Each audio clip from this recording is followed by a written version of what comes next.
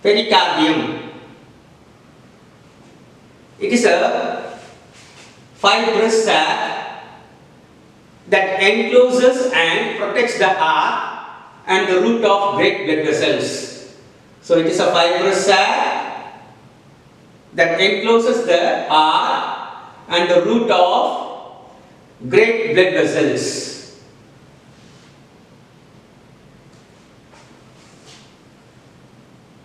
Situation. It is situated in the middle mediastinum, posterior to the body of sternum and 2nd to 6th costal cartilages. Subdivisions of pericardium. There are two subdivisions. Number 1, an outer fibrous pericardium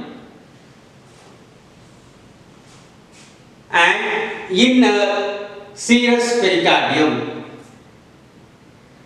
Fibrous pericardium. It is a strong fibrous sac.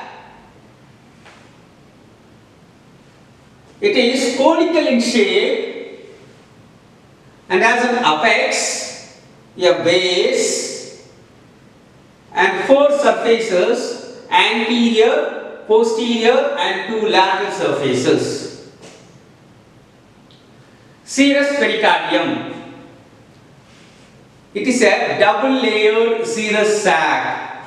It is a double layered serous sac. The outer layer is called parietal layer. The outer layer is called parietal layer and it lines the inner surface of the fibrous pericardium.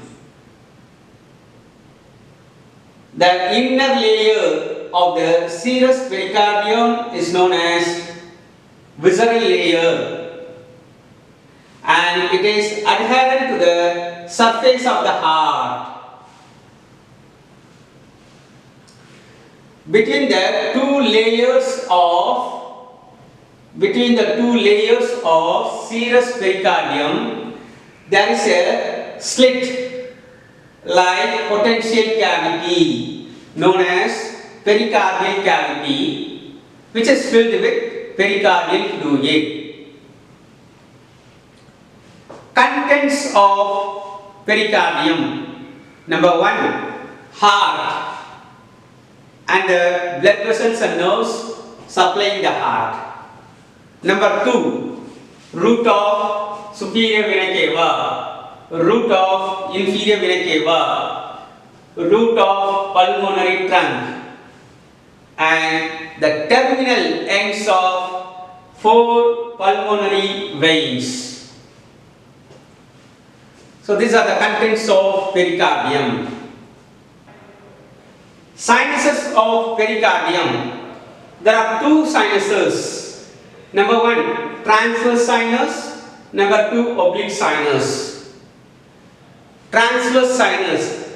It is a transverse recess which lies behind the pulmonary trunk and the aorta and in front of the superior vena cava.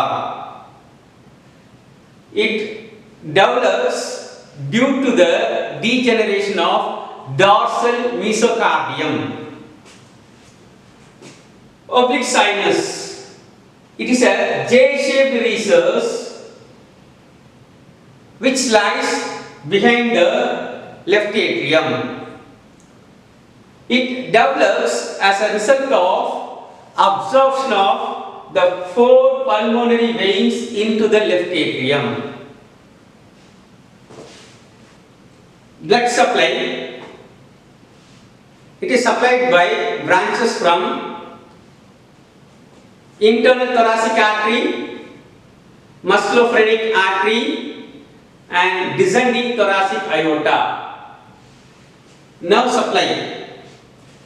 The fibrous pericardium and the parietal layer of serous pericardium is supplied by phrenic nerve.